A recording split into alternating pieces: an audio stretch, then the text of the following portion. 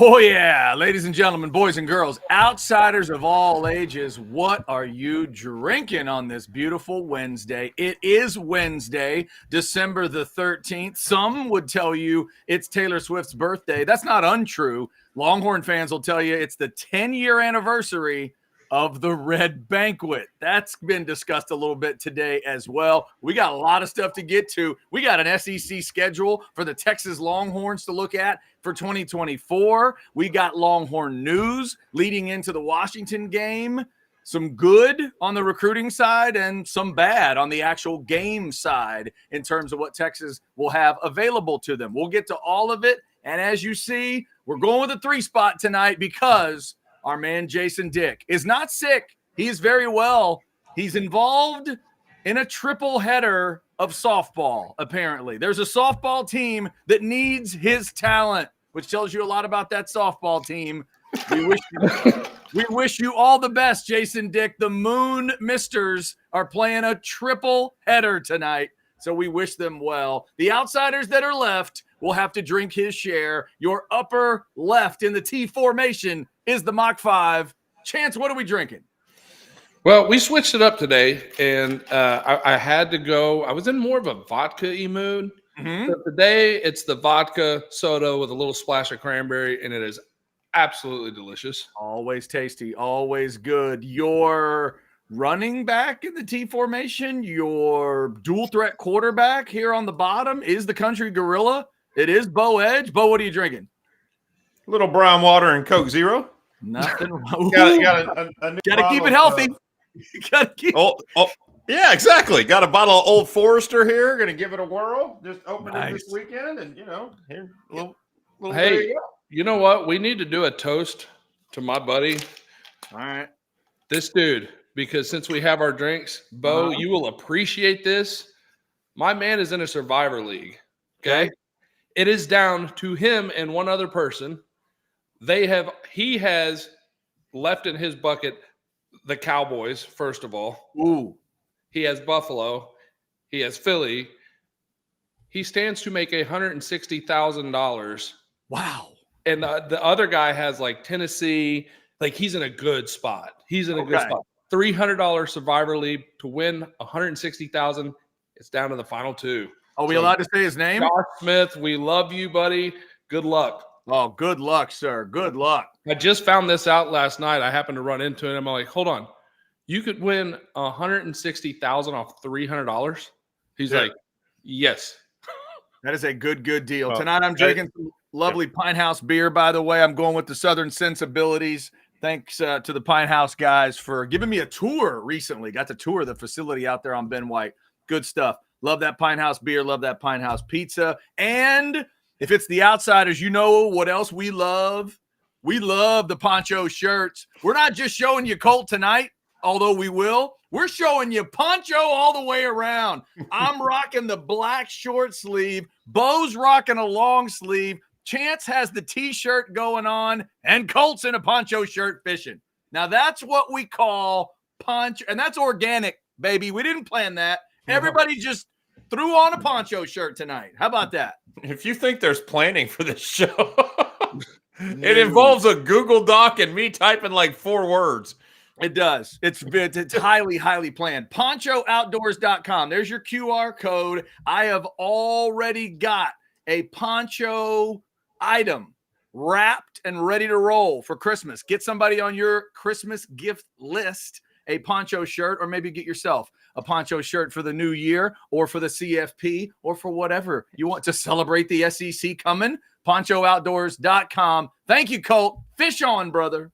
Well, right now, because I went and put in our order for Santa Poncho to come to visit the Outsiders, right now they have a deal that if you get 2 shirts, you get a free hat and a free koozie and a free T-shirt. Oh, there you go. And the T-shirts are comfortable. The T-shirts are great. The hats are great. It's a good deal. Yeah, super comfy. All right, boys, we sit here tonight, 19 days until Texas plays Washington. But today was special for a couple different reasons. First off, for you Texas fans that follow recruiting, you know today was Kobe Black Day. Kobe is a corner at Waco Conley. He's a badass. He's like a high 4-star, maybe end up a 5-star type of guy. And today he picked Texas. Did a little bit of a shell game. He actually went with a bag game, multiple bags with logos on them. He kind of messed with the A&M one, but it was mainly those. And then he just went with the Texas hat and got it going. So Kobe Black joins the 24 class, number 21 in the class. And gentlemen, I see that Rivals says that makes the class number 3 in the country right now. It was at 4, so it moves up a slot. That's how good Kobe Black is. So there you go. Hey, it's not just Kobe Black, though. And when we have our special guest on in a few minutes, and to answer Sandman's question, no, it is not Tracy. Tracy's our special guest tomorrow. TC Gold Rush will be back for Thursdays with Tracy. TC's Thursdays. The triple T. Tracy Talks Thursdays. Ooh, I like that. Tracy Talks Thursdays. The triple T. Look at you. Yeah. Well done. I mean, there you go. Promoting like crazy. Our unannounced guest in a few minutes can elaborate more on the Kobe Black piece, but Kobe's a twofer. Most likely because if you remember the Oklahoma State game in the Big 12 Championship, his brother who got injured in that game is now looking for a home too. That is true. That could be very true. We will talk to a man who knows recruiting better than anybody on the planet, and that is Jeff. No. Jeff Ketchum is coming up. Hey, how dare you? We have to welcome our friend Jeff to the show in the only way we can, which is to give him some shit. How dare you disparage my partner from 12 to 3 every day? We will bring my house divided brother on here in a few minutes. He'll talk recruiting with Kobe Black, and we will also talk a little SEC scheduling as we take a peek at that. The other big news of the day is on the negative side of things for Texas, and it is that Malik Murphy is already in the portal, like now, like immediately, and he will not be the backup for the Washington game. That's now Arch Manning's job. So we're going to talk to Ketch about all that coming up at 9:15. Gentlemen, would you like to take a peek at your first SEC schedule as Longhorn fans? Do you want to see it? Yes. Let's take a look. Show it to him, Blake, the super producer. Longhorns in the SEC. And gentlemen, I will direct your attention to October 12th. Because the SEC decided you didn't need Oklahoma bye week, Georgia. They're giving you Oklahoma and Georgia back to back, October 12th and 19th. So you get 5 games, a bye, 3 games, a bye, and then finish off with those 4, including at Arkansas, Kentucky, and at A&M, of course, to finish off. Bo, let me start with you. Give me some reaction from when you saw it. I think it's a great schedule. I think it's fun for fans. I think the players are going to enjoy it, and I think the bye weeks are in the right spots. Yes, you want the bye week after Oklahoma, but you know what? After going through a 5-game gauntlet, including a road trip to Michigan, a bye week before that little mini stretch of Oklahoma and Georgia may be just what the doctor ordered for some bodies that need healing. I like the schedule. I think it's absolutely asinine that they put the A&M game on a Saturday. I get it, but you know what? That game should be on Thursday night. Sorry, that's where it should be. Or Thursday afternoon, even for Thanksgiving. If you're going to make the tradition happen again, put the damn game where it belongs. And remember, Bo, it could move. They've also stated when they threw these schedules out, any game on Labor Day weekend, any game on Thanksgiving weekend can be moved. So I'm looking at not only House Divided, but Iron Bowl and Egg Bowl. Those are the 3 that I think one of those 3 to me will move. They're all listed as Saturday right now, but they could move. So you might still get your wish, Bo. No, and that, but like I said, you asked my initial thoughts. That's kind of the only thing I was looking at. I like the bye week before Oklahoma. I like getting through, the coaches talk about breaking the season into little mini seasons of 4 or 5 game stretches and then a break. Well, you got basically, I'm going to consider Mississippi State a non-conference game for the purposes of this conversation. You get through your non-con, have a break. You get your toughest rival. You get Georgia. Then you get a bye week before you set up for the A&M game. I like the schedule, and I think it's not as untenable as in a world where you only have to make the top 12, the schedule's doable. Yeah. Also interesting to me, Chance, that you end up with maroon bookends for your first trip through the SEC. You start with Mississippi State and you end with Texas A&M. What do you think of it? So, along the lines of what Bo said, here's the thing that I like. First of all, and when it came out, I do like it. As I thought about it, is Oklahoma and Georgia back to back, and not having that bye week there, because we talked about that this year when we had the blunder at Oklahoma and having a whole week to sit and think about it and everything else.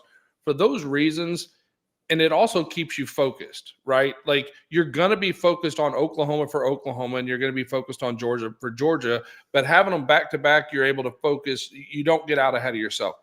The other thing that jumped out at me, which is really interesting, is we've got a very favorable home schedule. When you look at it, I think we have 7 games at home, and we've only got 4 true road games, 5 if you throw in the Oklahoma game and the Cotton Bowl, right? So we've got a schedule that sets up for an excited fan base to get to go see a lot of games. B, I don't mind our road games. I don't.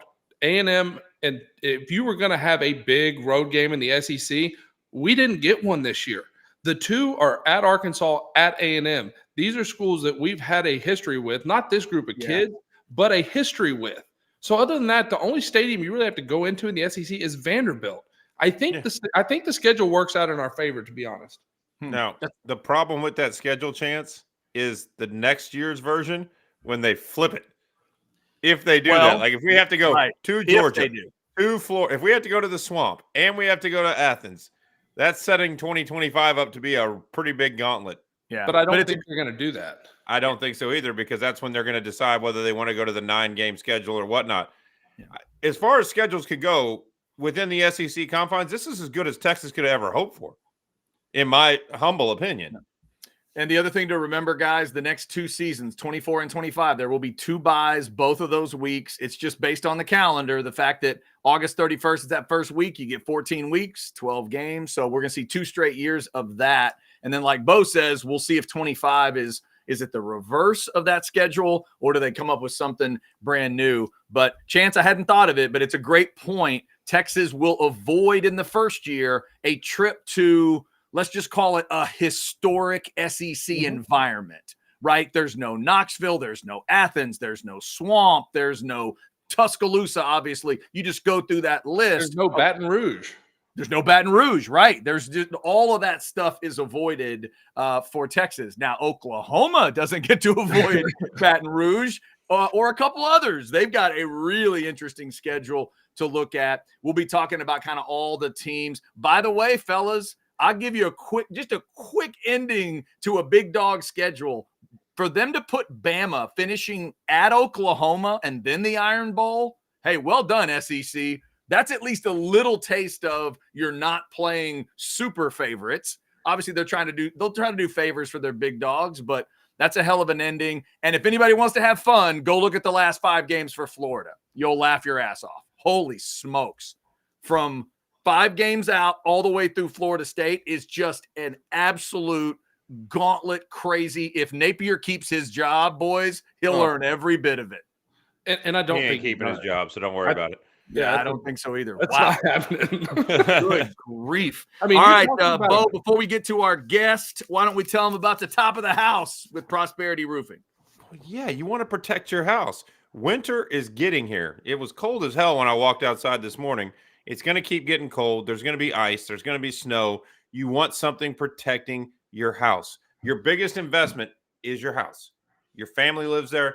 Get a roof to protect it. If you had recent hail damage, Prosperity is who you need to call. They give you the peace of mind of knowing you're getting a family-owned, local, Austin-based business. They take pride in their community, sponsor numerous youth sporting events. And right now, $1,000 off a full roof replacement. $1,000 off if you call 810-1747. Mention the Outsiders. $1,000 right off the bill. Shingle, tile, standing seam metal, whatever you need, Prosperity can take care of it. Scan the QR code right there and call Prosperity Roofing.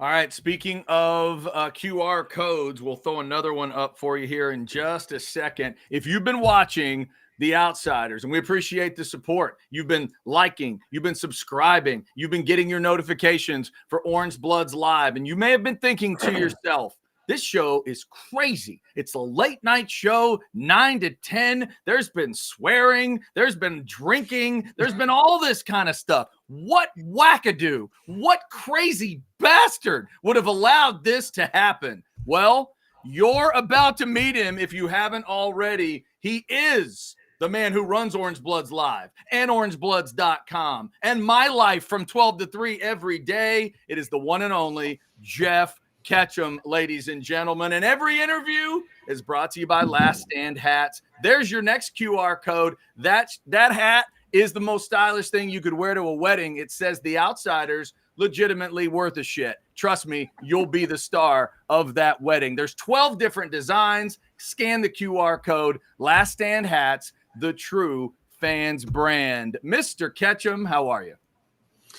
I'm good. I'm a little disappointed for you guys because I know you wanted the number one voice on recruiting and you had to settle for like me.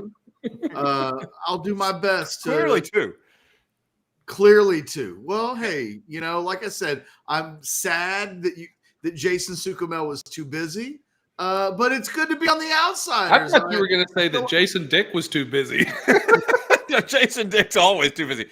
And keep in mind that $50 Venmo I got from Sukumel may be tilting my judgment between that and the brown water. That may be the difference between 1 and 2 in this ranking system. Well, look, if we need a spot to open up because Jason comes over, we can just put Chance in queue and he can go back to looking at his phone.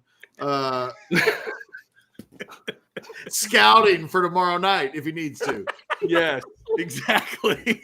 That may or may not. What's the expression on Orange Bloods? Picks or it didn't happen? Yeah, Chance had the picks. It happened. Picks happened. Yeah. So, Jeff Ketchum, if I give you the choice of 3 subjects, SEC schedule in 24, Kobe Black, or Malik Murphy, what do you want to hit? I don't care. I've talked about them all day. You guys tell me what you want to talk about. Well, I'll turn it to the Longhorns. So what do you guys want? What do you guys want to talk about? I want to talk. Well, we prefaced it earlier, and I ran my mouth about a week ago when I said one of the reasons you saw the safeties leaving the program for the portal were 2 names, and I'm not going to even attempt to say the first one, Andrew Makuba. There it is. And Kobe Black's brother, Corey. I said that you seeing those safeties leave was kind of a harbinger that this was coming down the pipe, and they were telling some of the younger guys, you don't have a spot next year because we got big dogs coming in from bigger, from other programs to take the spot. So what do you know about Corey coming? And what about, I saw an update on Orange Bloods, but what about Andrew Makuba? Jason asked Corey Black to his face earlier today in Waco, and talked to family members there, like what's the situation? It sounds like he's still evaluating.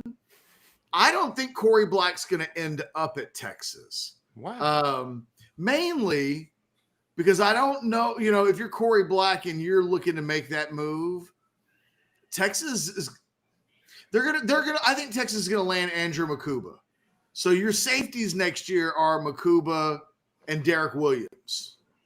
So I think that nobody's getting in front of Derek Williams. You wouldn't bring in Makuba to play safety for him to be a backup. And then you look at the corner situation, and Terrence Brooks is going to be back. Malik Muhammad will assume a starting spot. I think you're probably going to see Kobe Black assume the Malik Muhammad spot for what he did this past year. In fact, what you may end up seeing at that boundary corner is that Muhammad becomes a starter, and then Black and Gavin Holmes do the same thing that Gavin Holmes and Muhammad did this year, which is combined, they'll probably play like 600 snaps. So I think you'll see that. So I don't know that from a defensive back standpoint in the portal, they'll take more than one. Partly, Bo, because I think originally they were thinking about taking larger numbers, like maybe 10 guys from the portal. And I think from what I've been told, that number has dwindled down, and it might be closer to 5 than 10. I'm not saying they're going to sign 5. I'm just going to say it could be 6 or 7 instead of 8, 9, or 10. Well, they need 2 wide receivers. They might need a tight end. It really comes down to whether or not I think they feel like there's a tight end that becomes available that's worth, Jatavian Sanders goes pro. I don't know that they automatically assume that there's somebody out there better than Gunnar Helm, but is there somebody out there that can play maybe the Gunnar Helm role a year from now? Maybe there's a guy that entered the portal from Stanford today. I haven't remembered his name yet, but he's a second-team All Pac-12 player over the course of the last couple of seasons. I think he's 4th in the country among tight ends in receiving yards, so he's capable. I've been told there are some tight ends that are being looked at. Don't know if they're going to do that. It looks like they're going to take an edge. I think they want to take a defensive tackle. Whether or not that materializes or not, we'll see. I've heard that linebacker is a priority. Whether or not that becomes available or not, we'll see. And I think they're very conscientious about not taking too many guys because this is a team playing in the playoffs.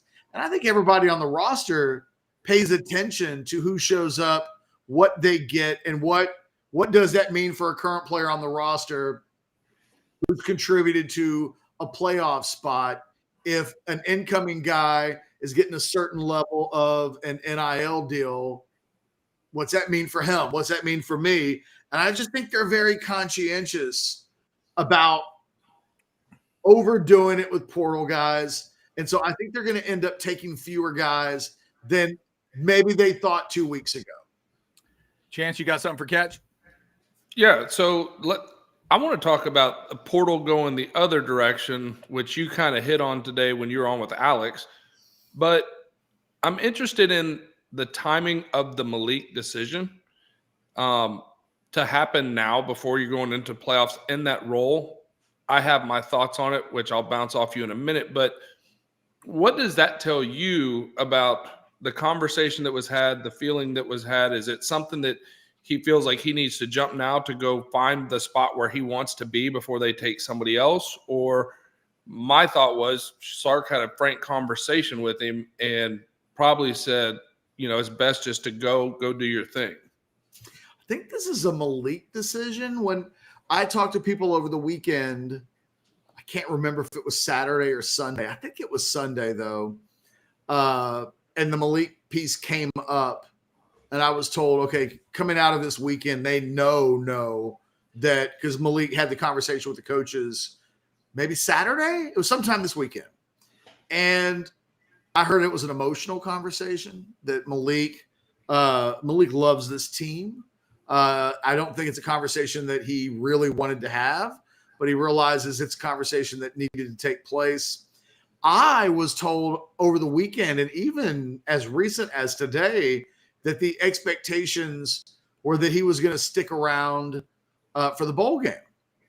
And they do have a special window for the schools in the playoffs. Their guys can enter the portal at a later date than all of the other teams. There's an exemption for these guys that are playing on playoff teams. As soon as the season ends, they can enter the portal in ways that the other guys can't, who have to make a decision through the 19th for that first window.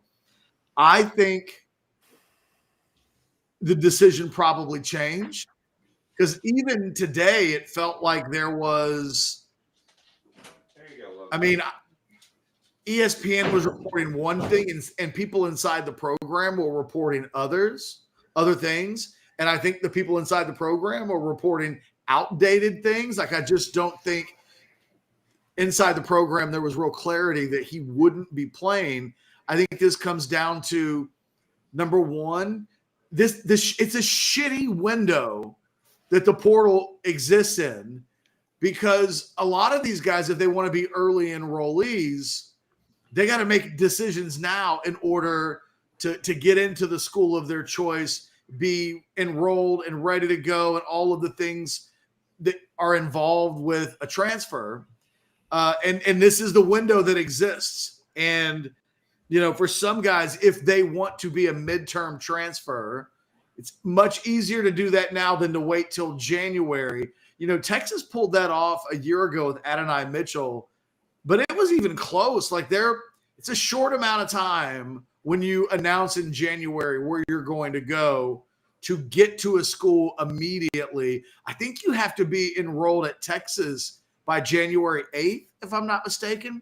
I think there are other schools in the SEC where the deadline is even earlier. So depending on what you want to do, there's a different time frame for when you need to do it for each situation. And I think more than anything, and I understand this, and Chad and I have talked about this, there's a game of musical chairs taking place at the quarterback position in the portal. We looked at like a top 15, top 20 type list where there's like good players in the portal, but only 2 through yesterday had announced their decisions. And it felt like, boy, we're waiting for some shoes to drop. We're waiting. Is DJU going to go to Florida State? What is Dante Moore going to do? Right there are these pieces that are going for spots. And I think some of those spots are spots that Malik Murphy would have an interest in. And I think maybe the biggest fear of all for Malik Murphy is that if he waited too long, if he waited until after the bowl game and after the playoffs to put his name into the portal, that teams wouldn't have been patient. They'd filled up, they'd take a different guy, and he might be left in a situation where there's a group of options that aren't preferably like what he'd have in front of him. Okay, so first off, kudos to Jeff for finding a way to navigate DJU's name. Here, Oregon State is affectionately known as the Fighting Ukuleles because I can't say his damn name, and it started coming out DJ Ukulele. So kudos to you for the DJU reference. But I'm going to ask you this question. In a world where everybody talks, in a world where there are no rules, I don't care what's printed on paper, is it not feasible that Maalik, through a proxy, could have the conversation with a coach at another school? This is theoretical, but let's just say it's UCLA, and he sent out the feelers through his high school coach and others. Hey, Maalik wants to come here. Do you want him? Yes, cool. He'll be there right after the playoffs are done. No, he's coming. Like, that has to be happening with some of these players, does it not? Yes, absolutely. But, you know, Malik Murphy's not one of the best quarterbacks in the window. Yeah. I mean, he's not in a situation where now he's in the window and he's swinging a big old stick. And it's like, hold on, let me decide where I want to go. I think he's probably tied. You know what I mean? Like he's in a group of guys that a lot of schools I think would have some interest in, but he's not going to be the only guy these schools have an interest in.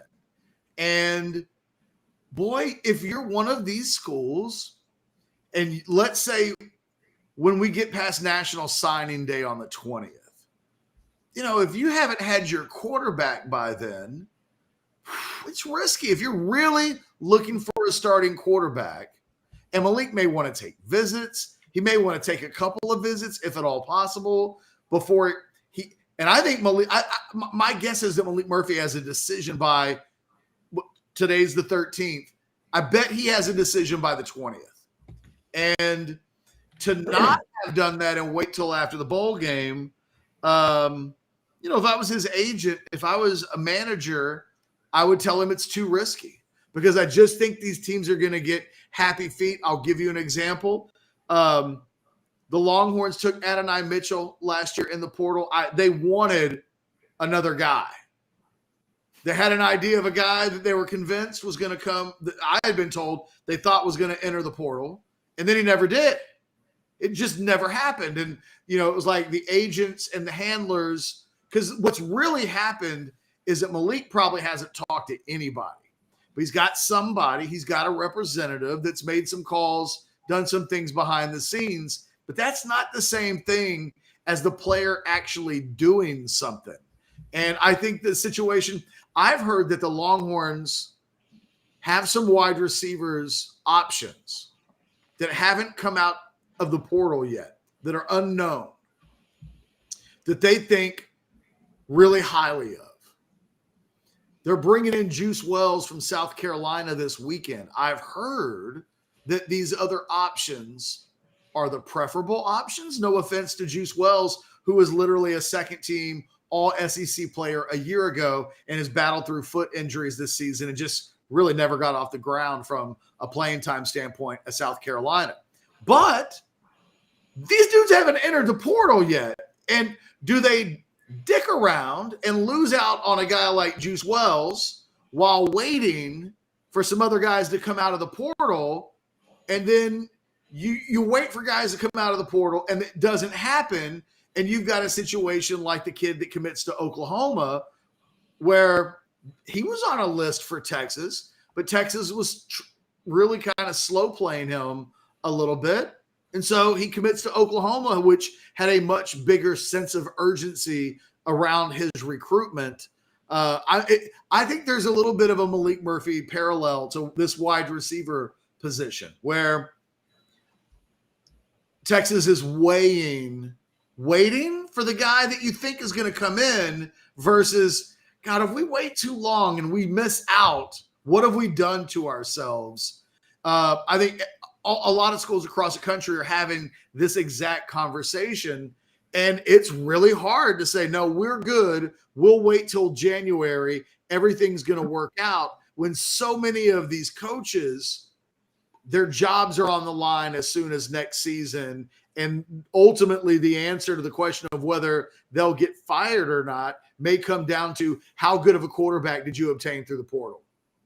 Jeff Ketchum joining us tonight on the Outsiders. I wanted to get at least one more thought from Jeff. Before we do that, Chance, why don't you tell the folks a little bit about Prodigy Mortgage, and then maybe we'll have Ketch talk a little schedule. Yeah, I mean, it's simple. Thad Lindsay and his crew over at Prodigy Mortgage, I did the real estate game for a while. I had some fun in it. But, you know, your mortgage guy is going to be the quarterback of the situation. And he's going to get you through the finish line. And that's the most important thing. As you know, I've seen deals where people came with a mortgage broker that did a really poor job, and literally everything fell through at closing. They were heartbroken. Mama came in ready to get there. It was their first house. That'll never happen with Prodigy. Make them the quarterback of your next transaction. Scan that QR code right there. Give Thad and his crew a call, 281-772-6786. Let them quarterback your next deal. Get that deal done. Rates are going down. And by the way, if you do happen to mention the Outsiders, they'll take care of your appraisal. So they'll go ahead and throw that in for you for free. One less thing you have to pay for. Thad Lindsay, Prodigy Mortgage, give them a shout. All right, Outsiders rolls on this Wednesday. Hey, yes, sir. It's Chance mock time. Chance said he had some thoughts on Maalik and on Malik's situation, and he wanted to hear what I had to say. And now I want to hear what. Don't throw it back to me. It's Chance. It's mock 5 time. Fair enough, Chance. Mock 5. No, Blake, you're going to go from super producer to shitty producer. Quit. He does it all the time. It's a fine line. Oh my God. Hey, Catch, your boy Blake, though, I wanted him to make a Catch After Dark graphic like we've done with Sark After Dark and other things. He refused. He would not do anything with a graphic that would. I thought it would have been something involving hookers after earlier today. So I'm a little surprised it's not like Catch, on a sidewalk with the ladies of the night. 2 hotel room doors. That's not how we roll here. Now, the guy in your chair, Jason, we have done some pictures of, I don't know if Blake has those handy, but we did some great work with Casey Studdard in a boat that, we can go there at some point. Yeah. It's not quite the same as that Dwight Yoakam song, 2 Doors Down, Chad. No, it's not that. No, it's 2 doors, but not 2 doors down. That is correct. Yes, Malik Murphy will not be a part of that CFP game. One of the big stories today in Texas Longhorn world. Chance, you had some more thoughts on that? Well, I mean, look, I understand Jeff's side of it. I was kind of leaning more towards the side of it, which, I mean, you dispelled that. But I was leaning more towards the side of, I would think Sark has come off to me as one of those guys that probably feels pretty comfortable with his quarterback room right now. And I think there's a part of him that probably trusts Arch with the ball to take care of it in a situation where you got something hopefully does not happen to Quinn. And I was thinking it was more of a deal where he said, Coach, where are we going to be? And Sark seems like the kind of guy that's going to have a very frank conversation with you, unlike the one that I had. But Sark would be like, look, we don't see you competing for that starting job. We see you in the 3 role, kind of this is where it is. If you're going to go, then go make the best of the opportunity more than anything else. But it sounds like that's not the way that it worked out. I think they wanted to do it the right way, which is he didn't want to leave the team. He'd like to stay through the bowl game. He also realizes it's not outside the realm of possibility that he could play a la Cardell Jones back in the day in an actual playoff game and have an impact on who wins a national championship. I think one of the things that kind of scared Texas fans a little bit today was like, they've been here before, right? They lived through the Garrett Gilbert is one snap away from having to carry the team in a national championship game before he's ready. I think that's probably Arch right now. He's not ready. I think they felt really good about Malik Murphy in terms of a backup role. I'm just sure that Malik Murphy has had conversations since the weekend conversation with the coaches. And I'm sure it's been explained to him that, look, we get the romantic want to stick with your team mentality, and that's really noble of you, but you need to be selfish right now, or you're potentially going to be left in a situation that you're going to regret. And I think in the end, it's a selfish decision. He's leaving his team. He doesn't want to, but sometimes in life, you got to be a little selfish. You have to do the thing that's best for you, and it's always not the thing that your boys want you to do. And I think that's just the position that he's in. I'm sure it's killing him behind the scenes. I'm sure he wants to practice this week, but he needs to get on with his life. He needs to get on with his business. And if I was a manager of his, the only thing I would care about is his future and what happens next. And the best thing for both of those things, I think, is to be in the portal right now, focus on that, and make sure if there's a school that he really likes, make sure that you get it while you can, because I don't think there's 5 or 6 options that he probably wants or likes. There might be 2 that he really, really, really would like, and maybe he needs to show a sense of urgency in order to make sure those things don't pass him by. Well, and also the other thing is it puts him in a precarious situation where he could have to transfer twice because the good options had left, and then he has to go play as a starter somewhere, and then he's going to have to leave, go to another offense with another if he wants to be on the big stage, which that to me is a huge, huge risk. Yeah, I mean, again, do you want to be somewhere where you want to be, or do you want to feel obligated to pick from the best of the bad choices that are available in life? And there's no situation in life where any of us enjoy choosing the best of the bad options, right? Hey, it's could have been worse. Like, if you're Malik Murphy, the thing you don't want to hear in January is you're having a conversation with your old man and he says, "Hey, son, could have been worse." That's not what we want in life. Hey, it could have been worse. That's like at one point, I told my dad, and it was great. I was like, "Dude, you're just an old has-been." And he, in his straightest face, and my dad, he goes, "Yes, I'm better to be a has-been than it never was, and you ain't there yet." Shut that down. That's it. Quick. That changes that one. All right, boys. By the way, tell Mike I said hello. I'll do it. Boys, y'all got anything else for Ketch before we cut it loose tonight? I got one question for Ketch. Yep.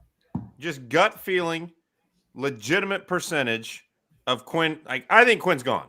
I think if Quinn has a good game in the playoff and makes it to a championship game and potentially wins it, he's walking out the door. But what is your realistic percentage on Quinn coming back? Because that had to have an impact on Malik's decision too. Because if Quinn's coming back, Malik had to go.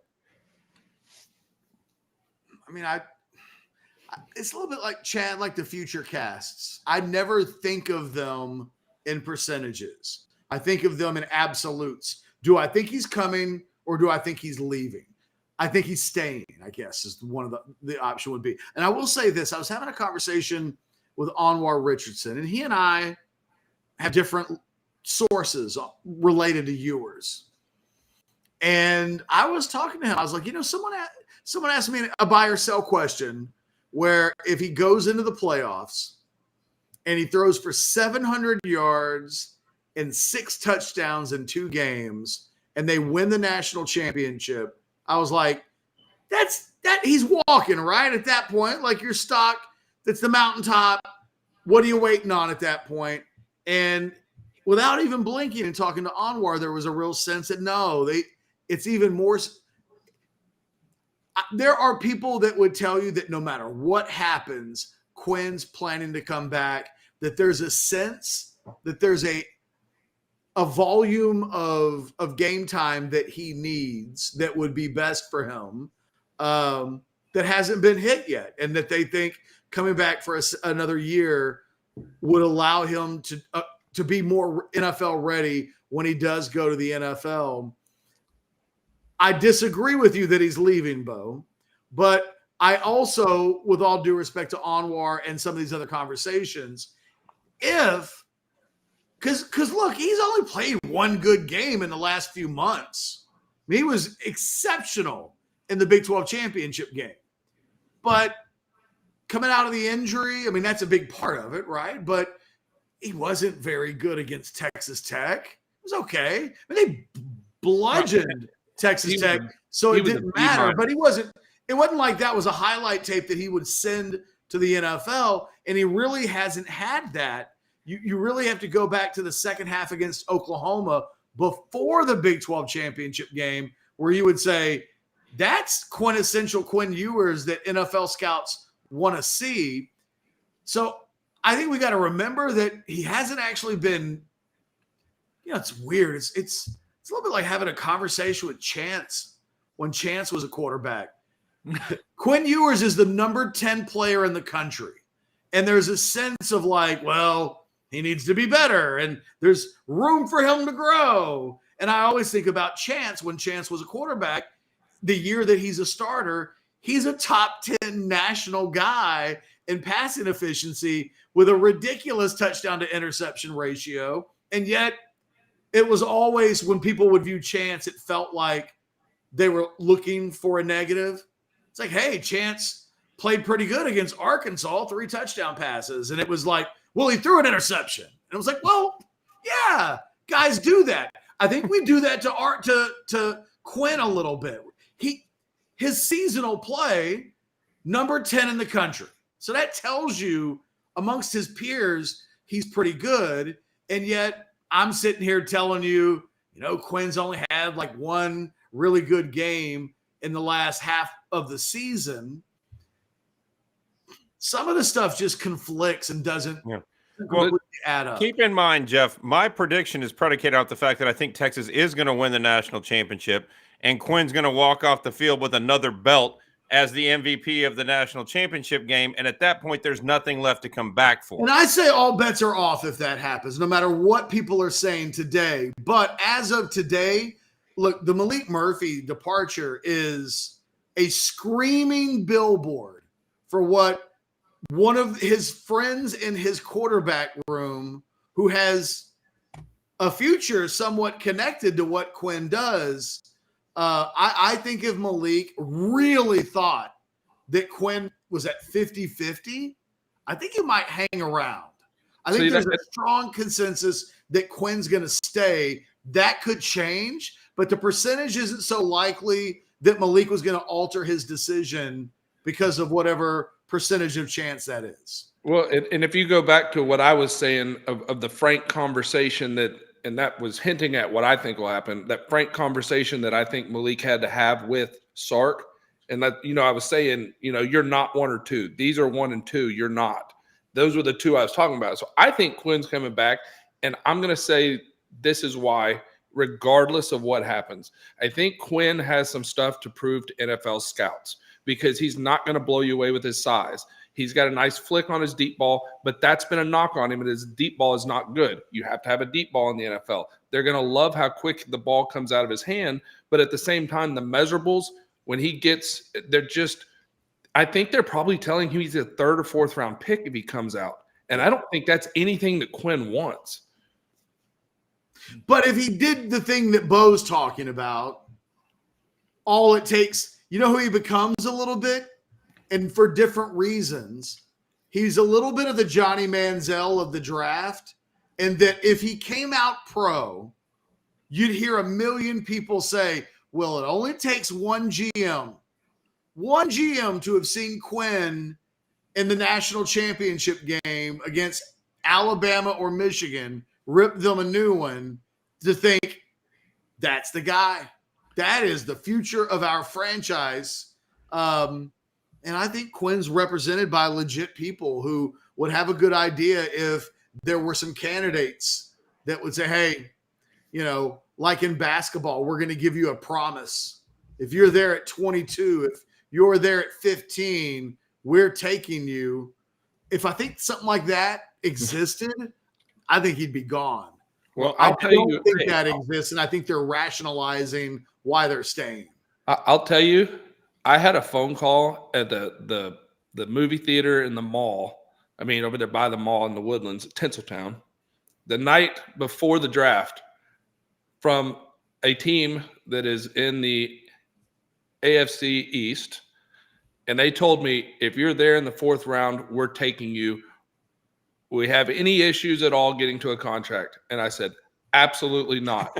I never wanted to live in this city, but absolutely not. And you know who did not get drafted at all, even as the 4th, the 5th, and the 6th came along? This guy had to be a free agent to the Texans.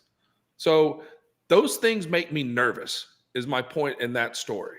And like you said, the people around him are very, very smart people. And I wonder if they look at it and say, let's take that gamble. Let's take the gamble that an Aaron Rodgers type situation comes along.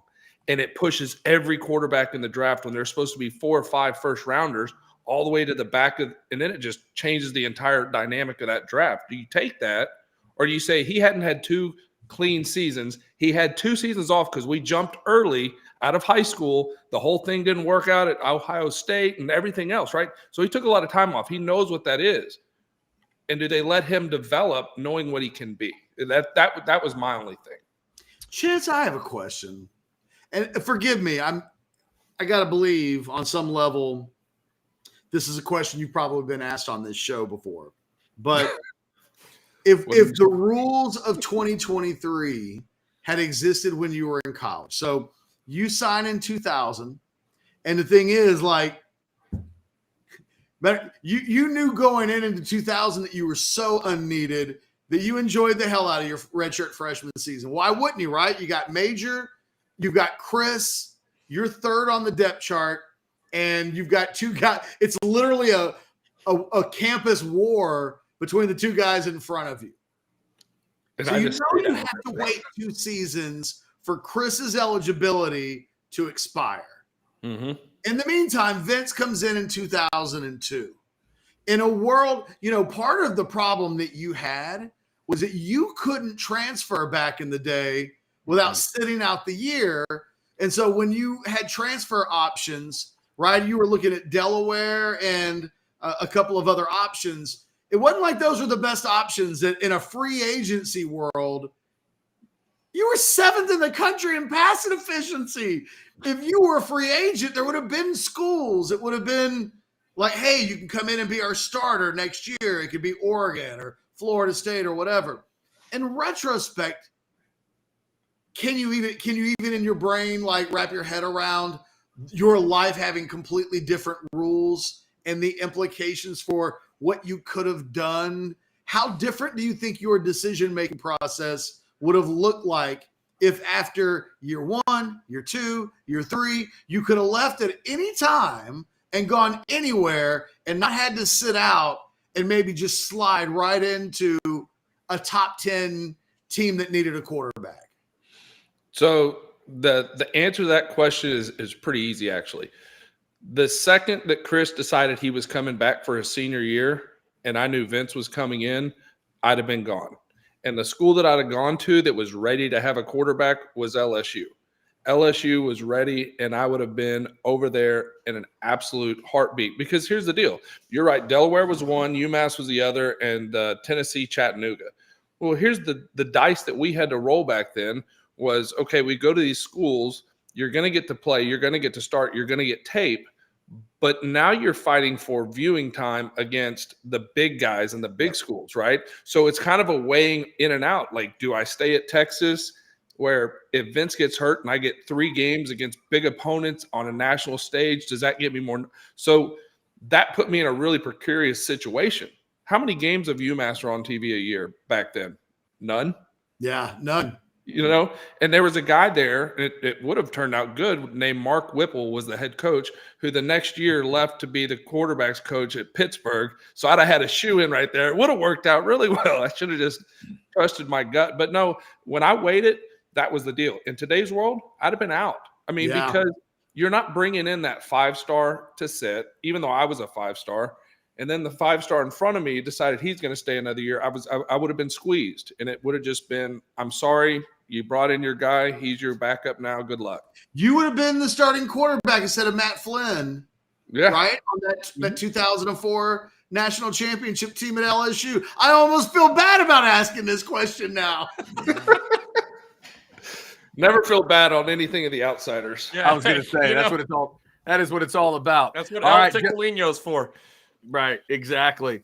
Jeff Ketchum, orangebloods.com. Of course, you catch him every weekday, 12 to 3, with a very handsome man right here on Orange Bloods Live. Be sure to catch us tomorrow. Brian Jones locked in 1:20 tomorrow afternoon. That is going to happen. Catch, before you run, I was just going to have you comment on the schedule. You don't have to do that if you don't want to. Is there anything else you wanted to mention on the way out? I mean, there's a lot going on in Longhorn world today with Black and Murphy and all that stuff. So give us a parting thought if you want, or just say goodbye. Either way.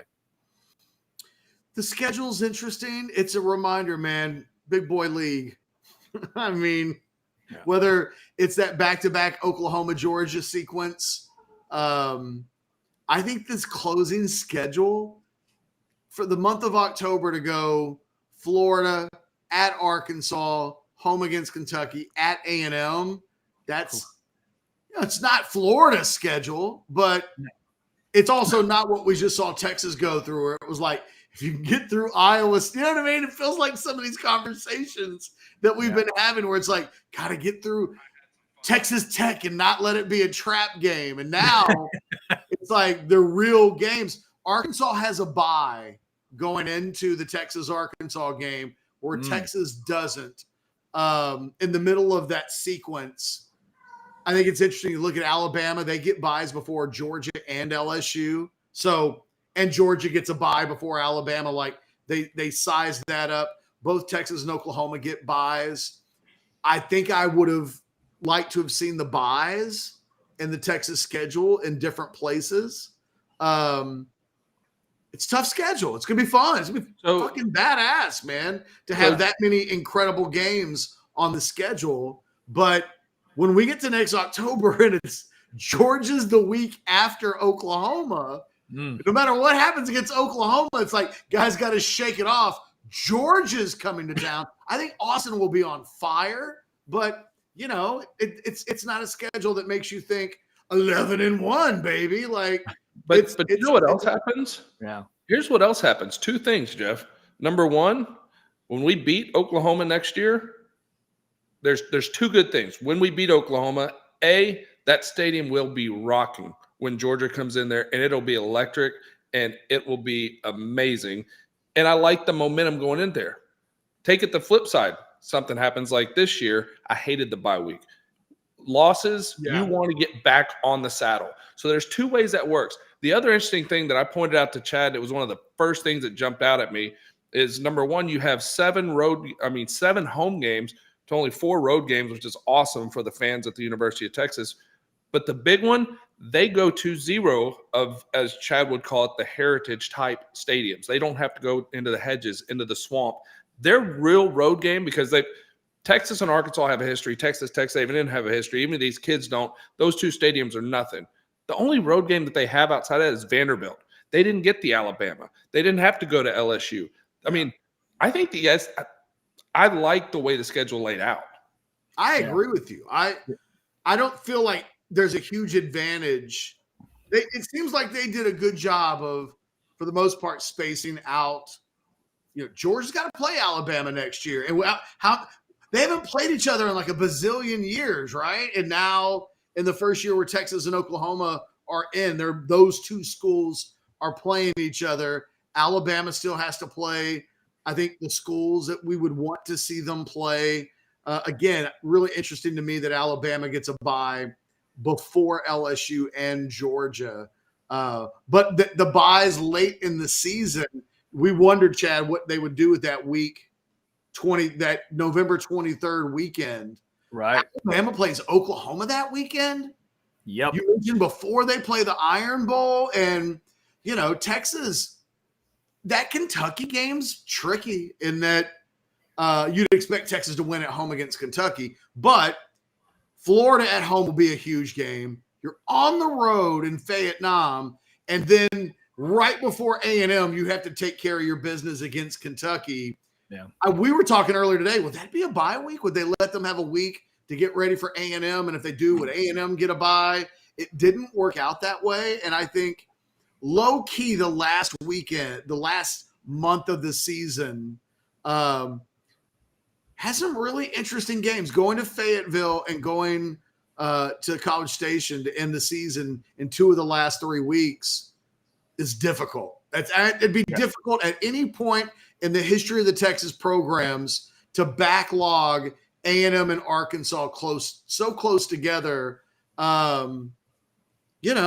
can't wait to see how it looks. You don't doubt a team that's in the playoffs, and as Bo and I both think might win the national championship, but that's a tricky schedule for real. Yeah, there's no doubt about it. It's going to be a lot of fun in 2024. Jeff Ketchum, we appreciate your first visit to the Outsiders. It was fantastic, and we hope you can do it again sometime, and hopefully Bo will not insult your recruiting prowess in the process, and maybe you'll come on again.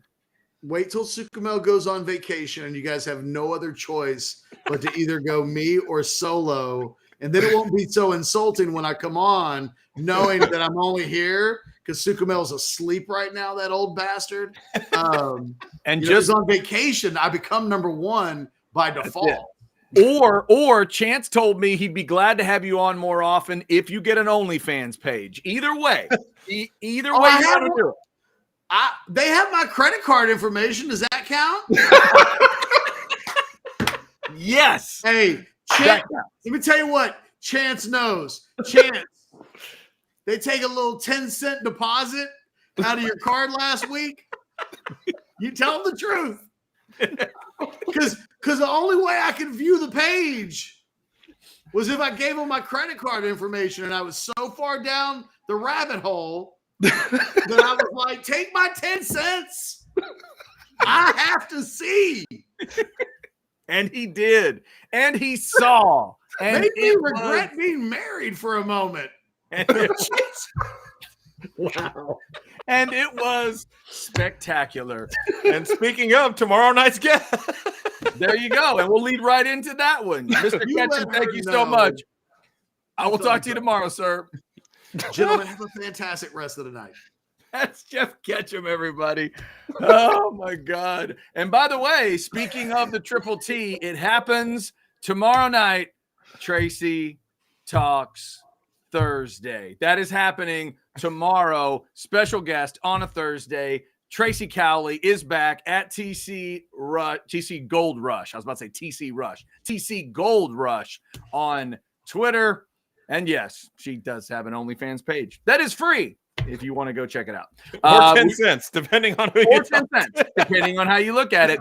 The legendary, she's only been on once. She's already a legend. She'll be on tomorrow night, giving us her thoughts on LSU's schedule in 2024. And, of course, which does involve Oklahoma and the Longhorn schedule and some other stuff. So we'll get to that tomorrow. You know what we're getting to right now? How about a fancy covert spot? Because we got one. It's recorded and it was produced, and there's like a fancy car. Check this out. Come on, Cobra.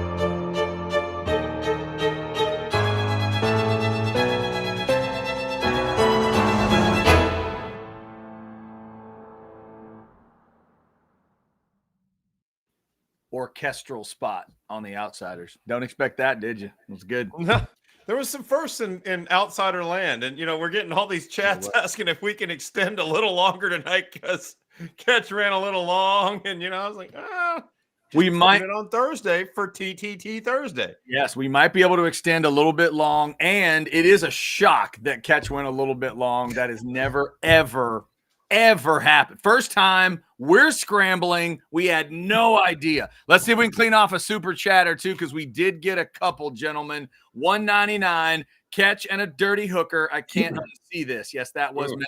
Michael, go back to today's show if you missed that story. First hour of House Divided. Catch did tell the multiple hooker story from his past. It was bizarre. This super chat came in, $4.99, Invincible. We didn't hit it specifically, but I like these numbers, Bo. How about 80% passing, 10 touchdowns, no picks, and the national championship? You would say Quinn goes pro in that case, yes? Well, I would say no matter what he throws for, if he wings the chip, he's in. Like, like that's like a Pauly Shore, don't juice the squeeze or something like that. Like, don't wheeze the juice. No, if you wings the chip, you go pro no matter what. He could do half that.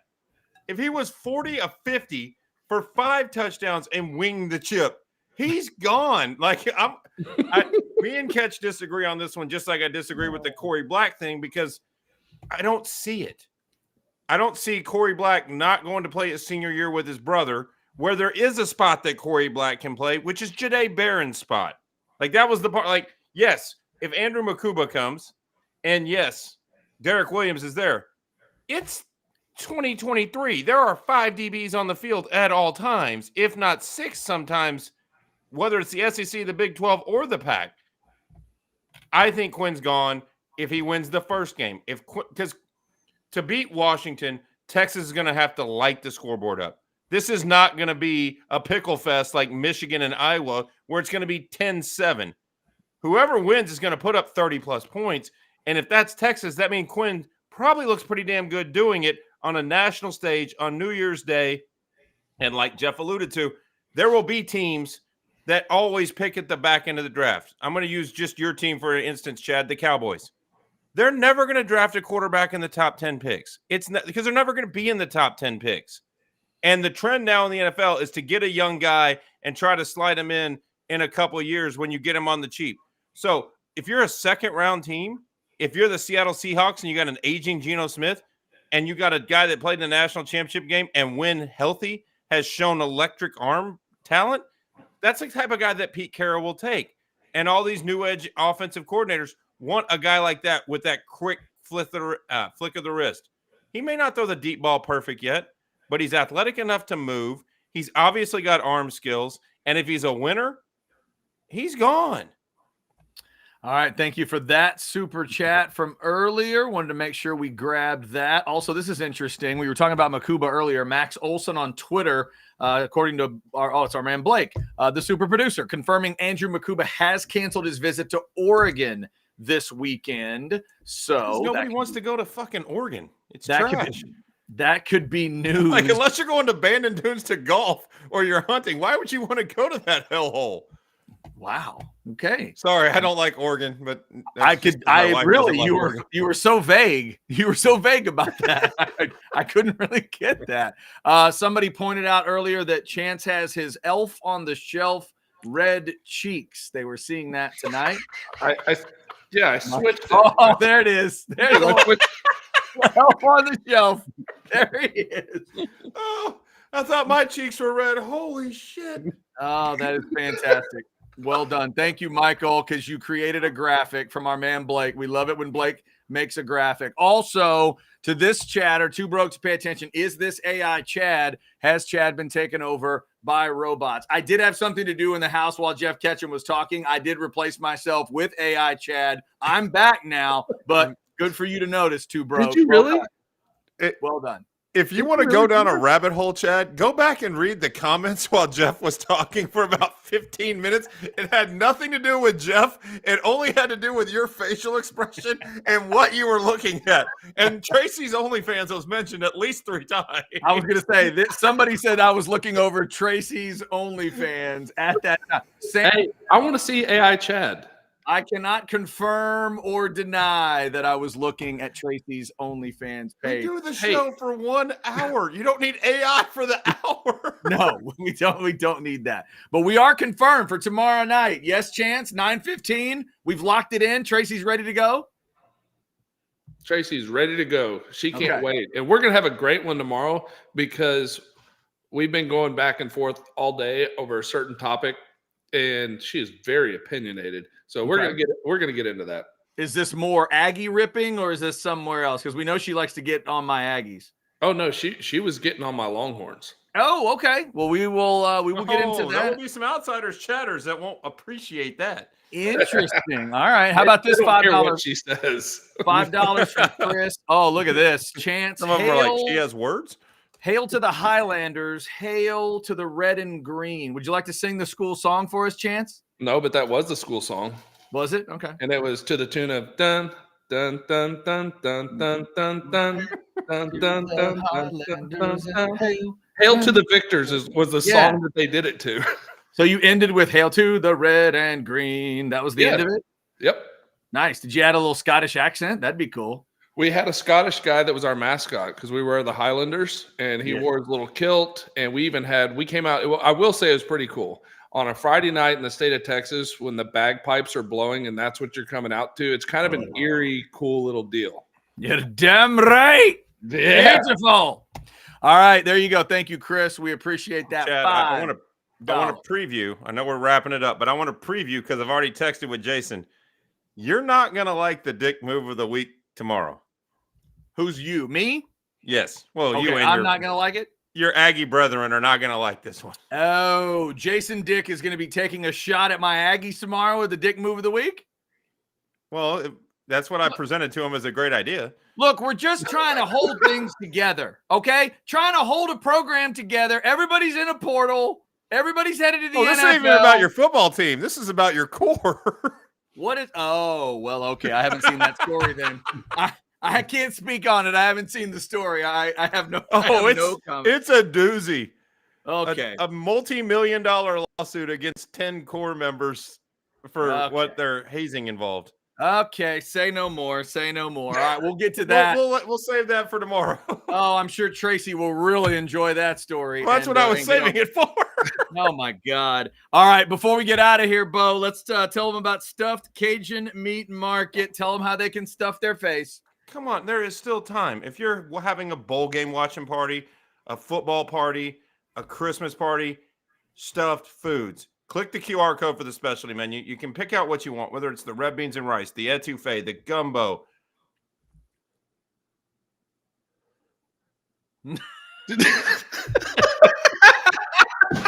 What the hell? Did Blake mute me? Oh, you froze in one of the greatest positions I've ever seen. It was this really emotional, like, Well, that's how passionate I am about Stuffed Foods. The food is freaking phenomenal. I'm having a party at my house this weekend, and I'm going by to get some sausage and some boudin and some gumbo. Y'all can kiss my fucking ass. Stuffed Foods is great. You should go get you some. Oh, that's a good tagline. Stuffed Foods, kiss our ass. No, that's not what it is. Hey, don't put that one, Blake. All right, hang on. We're gonna keep that one under wraps. Before we get to the last thing, I see Blake, the super producer's cooking something up over here on the side window. What do you got, Blake? It wasn't me that cooked something up. It was old Billy Lucci and the Texags crew, and they posted A&M's schedule. And look at that last opponent. Oh God. Ugh. Yeah, of course. Y'all Are you write the shocked? jokes yourselves, Chad.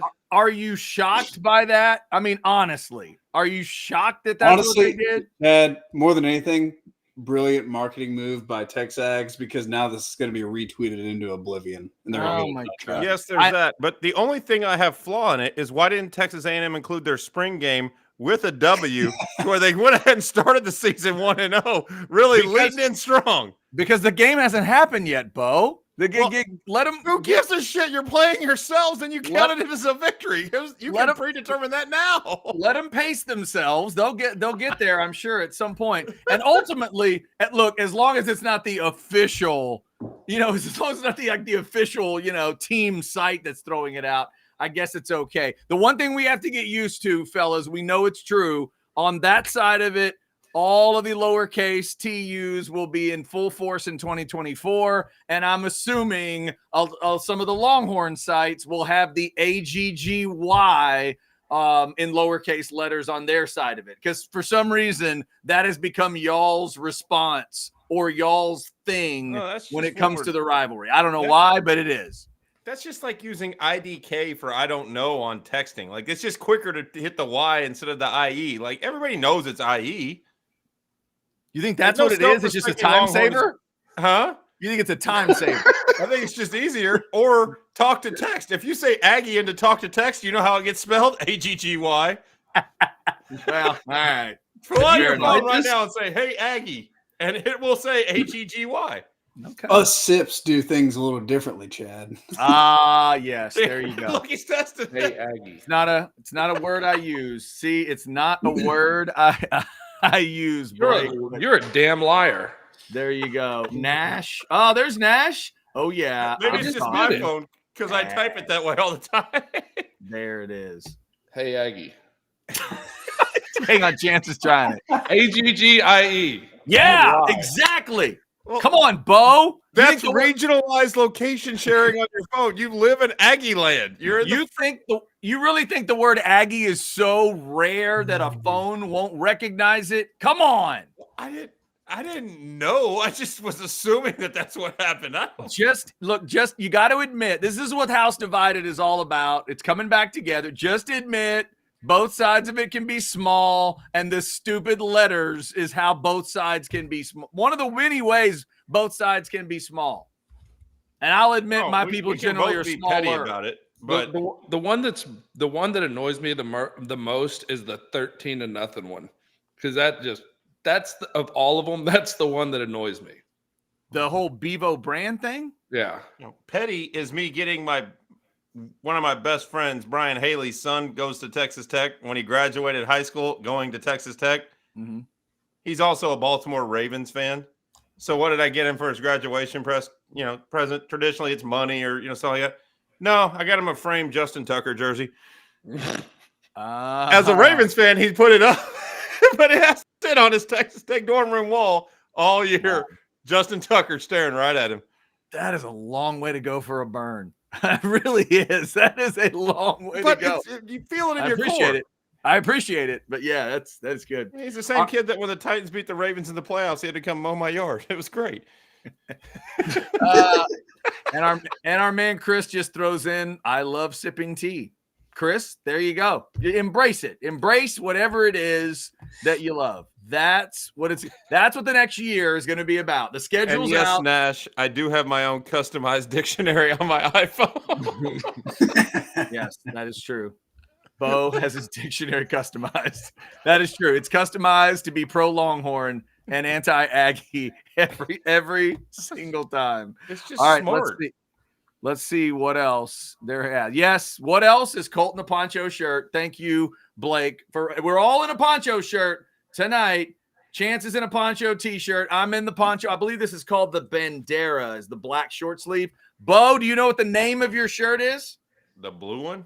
It's the blue one. The light blue. They're fancy at poncho. They have names for these things. I've been wearing poncho for a very long time. My wife bought me this one a couple years ago. I don't know the name. It's the blue one. The proverb. That is the proverb. This is the proverb. Hey, if we do well enough, maybe. Hey, if we do well enough on this show, maybe Poncho will name his shirt after you. Oh my God, I would be honored if Poncho would name a shirt after me. Are The you kidding? Hastings. Holy crap! I mean, you're a Hall of Famer in Waxahachie. Maybe we can get you a shirt. The 2%er Aggie. That's what they will call that shirt. They'll call All it right, the Poncho. Waxahachie.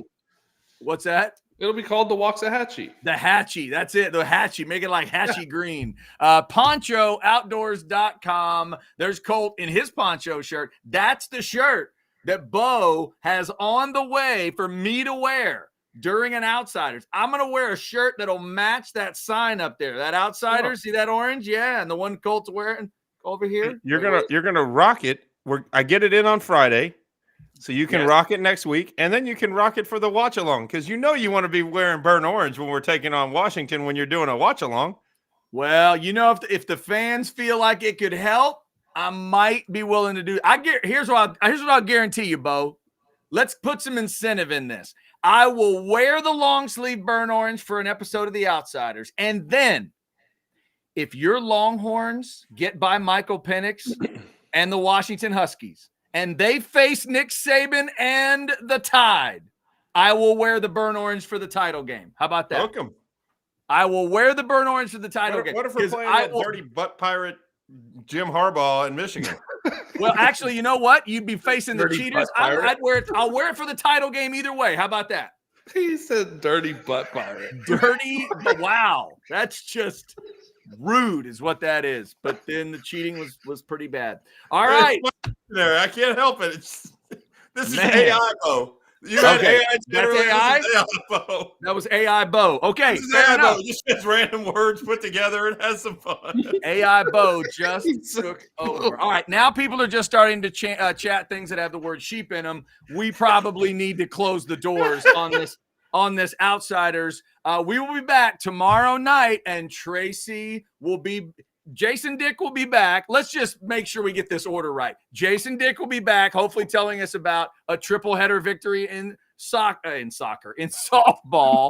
tonight.